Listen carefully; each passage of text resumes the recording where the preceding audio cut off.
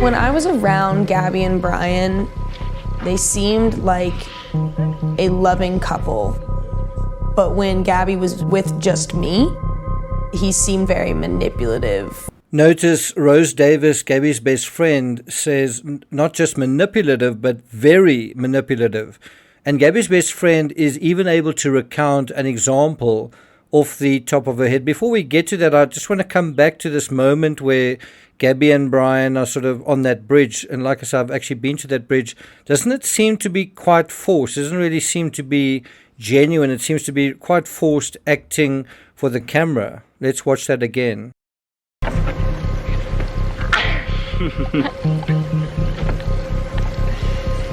When I was around... And I don't know, isn't there a bit of a metaphor in this image of Brian carrying Gabby? You know, this idea not only from his perspective that he's carrying her, but also from her perspective that perhaps that she wants to be carried. And is that healthy? Where's that road going to take you? You know, if you cross that bridge, where's that going to take you? Is it good to have someone carry you through life? Is it good to be carried through life? I got nightmares in my head, I fear. Thoughts build up until I can't feel. My mind fills up into a creature, and it haunts me somewhere much deeper. I got nightmares in my head, I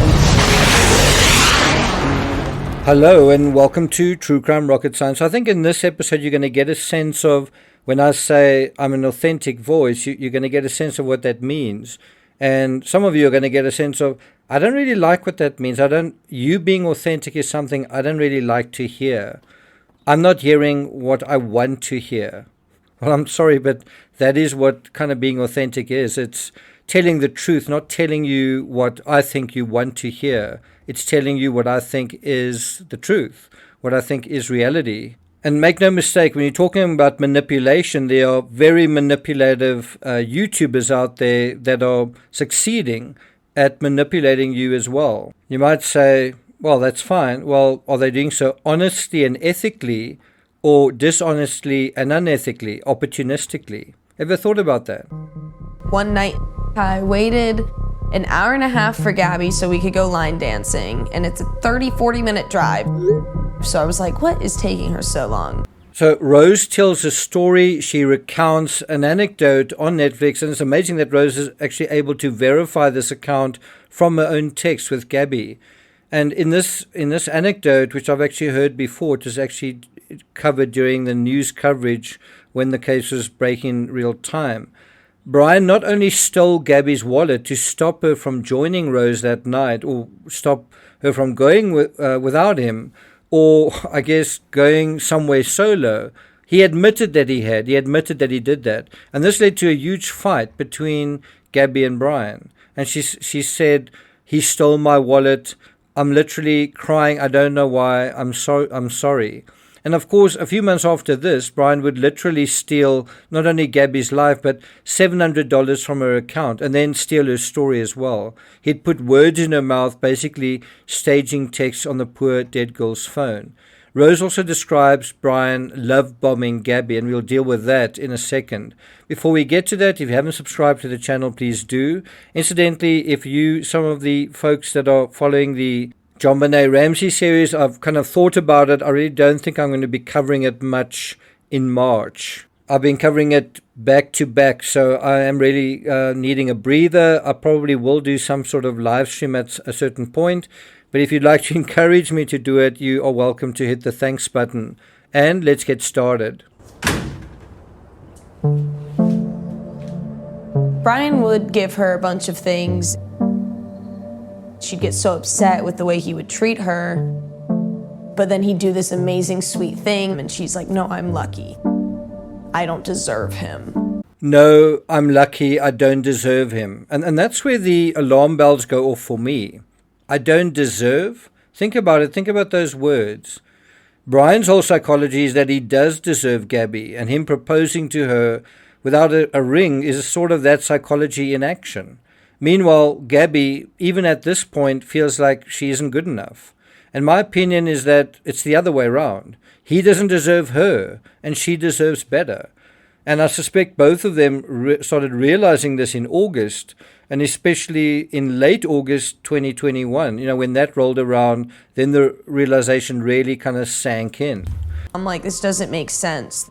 And I'm sure that's how Gabby felt. It doesn't make sense for me to be with this guy. It's just not working out. And so, but why couldn't Gabby see this from the get-go? There were so many of these incidents. She was crying so much of the time. Brian was not treating her well so often and then love-bombing her so often.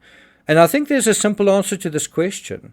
A simple answer that those on the victim-blaming train are going to hate. So I think we're going to leave that for the last minute of this video. Those who think this is a victim-blaming video, why don't you go ahead and stop watching right now and maybe go and get a smoke or something.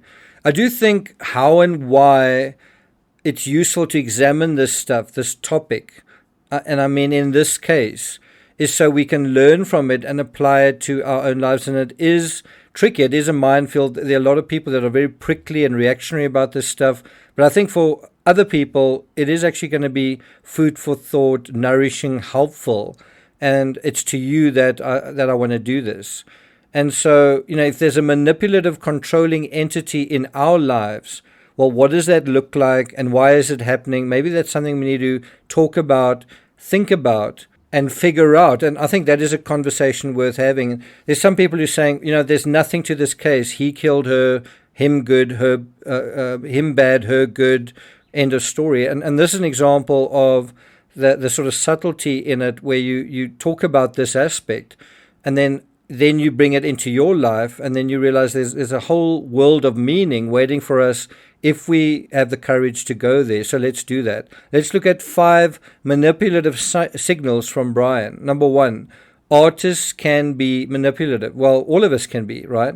Engineers can be manipulative as well. But I can't help thinking about art as a common thread running through this case, as well as the Ramsey case. Patsy was an artist, and the ransom note arguably was quite a creative, manipulative as well solution to the situation. That's from a particular perspective.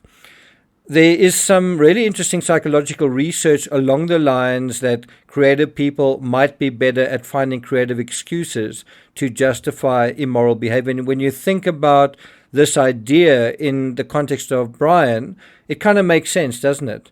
But if that were true here in this case, well then Gabby would likely be more immoral and manipulative than Brian because, in my opinion, she was a better artist and more creative than he was, right? You see. Of course, the flip side is that creative people might also find more reasons and excuses to be moral and ethical as well. So that kind of balances it out. And there's a very interesting article on this published by Psychology Today. I'll put a link to this article in the description.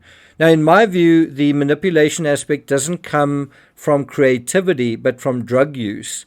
It's the habitual drug use. It's using it on a daily basis. And then when confronted about it and when people ask questions, learning to lie and manipulate on a daily basis, making excuses for it. Drug addicts, some of you might already know this, they are world champions at lying and manipulation. They've perfected it to a fine art. So to reiterate what I said earlier, if you look at the dark, sly, twisted material Brian was into, and then look into this drug use, can you imagine what all of that does? All of that sly, twisted fodder, the books that he was reading, the pictures he was drawing, and then you taking drugs as well. You can see how the two might go together to start to inform his psychology and ultimately his identity, especially when the chips are down. That brings us to number 2. The Moab stop shows how good Brian was at successfully manipulating the cops. It's incredible to me that you have an eyewitness who saw what Brian did to Gabby, called it in, and somehow Brian managed to subvert the whole narrative, and the cops fell for it. The point to emphasize here isn't so much how manipulative Brian was, which is a lot, but that he was an absolutely natural liar at this point. And you know what I say, not all liars are murderers, but all murderers are liars. Well, the same goes for manipulators. All murderers are manipulators. And that's come from like a lifetime of lying. Number 3, staged texts. Brian's staged texts are an abbreviated form of the ransom note. What do you say in a situation like this? How do you say it? How do you manipulate? In almost exactly the same way, Roberta sent Gabby's mail back to her mother, Nicole, behind Gabby's back. Well, don't we see Brian doing the same thing? Brian going behind Gabby's back while she was alive, stealing her wallet, going behind her back to tell the Moab cops some story, going behind her back when she was dead to stage text. All of this is manipulation. That brings us to the staged payment. It's another kind of manipulation. Remember how Brian staged Gabby's payment to himself after she had died with this message: "Goodbye, Brian, I'll never ask you for anything again." That message is just dripping with manipulation. I also think the reason Brian was able to offer a stranger $200 for a ride to hitchhike was likely because he had already stolen Gabby's money. It was Gabby's money he was offering for a ride. And I think that all of this came naturally to him. Stealing is another form of manipulation. In order to steal, it helps if you can lie to yourself about why you're doing it. Number 4, the content of Brian's manifesto. Brian's farewell letter contained narrative staging. Everything in it was untrue. It was manipulative. It was a distortion of reality, just like Brian himself. I have to say, I find this sort of thing fascinating. That a person can actually reach the stage where they become so inured to a lifetime of lies. They are so inauthentic that that's who they are. And they actually don't know how to live honestly and authentically. They don't know how to tell the truth. And over time, I've actually encountered a scary number of people like this. They terrify the heck out of me because they're really like pinballs in a pinball machine. There's little to no determinism in their lives except the assurance that reality is bound to catch up with them sometime, and when it does, boy, oh boy. Number 5, why do some folks have manipulation as a default setting? And I think Brian did. Manipulative people are controlling people. Brian was. Often they're also insecure. Brian was. I think Gabby was also insecure, but I think Brian was a lot more insecure, and he had reasons to be insecure. And I think there's a link between being insecure and a need for control. I think the more insecure people are, the more controlling they are. The more controlling someone is, the more insecure they are. Where did Brian get his insecurities from? Where do you think Gabby got her insecurities from? And that's a question I think we are not asking. What about Gabby? Where did she get her insecurities from? Because, when she says, "I don't deserve him," that comes from a place of insecurity. I know you guys don't want to talk about that or think about that, but we need to. Because we also need to think about our own insecurities. The good guys. Where are our insecurities coming from? What can we do about them? Now, this is where we get to the part that is going to upset the victim blamers. Because, ironically, those who accuse me of victim blaming want me to blame someone overtly and explicitly. It's all so obvious. They want to hear what a horrible narcissist Brian is. So this isn't like, I don't know what you want to hear. I know what you want to hear. This is about me telling you my truth in the face of knowing what you want to hear, knowing that's not necessarily going to be that popular. Right? I know you want to hear what a horrible narcissist Brian is, and you really want to hear that word, narcissist, and then how good and wonderful Gabby is, just like some of these people in their situation. But I'm not here to tell you what you want to hear. The key to all of this, in my opinion, lies in 2 things. A, anxiety, and B, self-esteem. And if you've never heard this before, maybe it's time to pay attention to this. If you can control your anxiety, or at least address it, or master it, or understand it, or get over it, well, then there's no longer a need to cower and slither and dodge life through manipulating our way away from it or around it. In other words, if you can control your anxiety, and I don't mean control it by substances, but by an authentic approach to it, where you deal with it, well, then you've, in a way, taken real control over it, not manipulative control, and there's a difference. When Gabby says, "I don't deserve," that is about self-esteem. That's the other element. And there's an element to narcissism that if it isn't there, we can actually get into trouble. People love to call people they dislike narcissists, but there's an element of narcissism that is necessary in ourselves.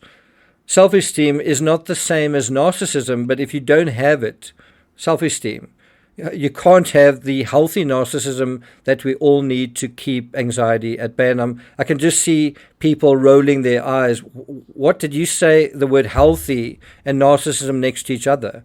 There's no such thing. Well, I'm sure the victim blamers are going into fits because I know none of this fits into their interior monologues or their self-definitions. Good. I'm here to challenge those. There's actually tremendous hope if you can take what I've said on board. How? Well, because the opposite of blaming someone and labeling someone is taking responsibility. When you take responsibility, you actually take control. You assume control. And taking responsibility involves some sort of action. It's not about someone else needing to do something. It's what you can do right now that's going to instantly improve your life.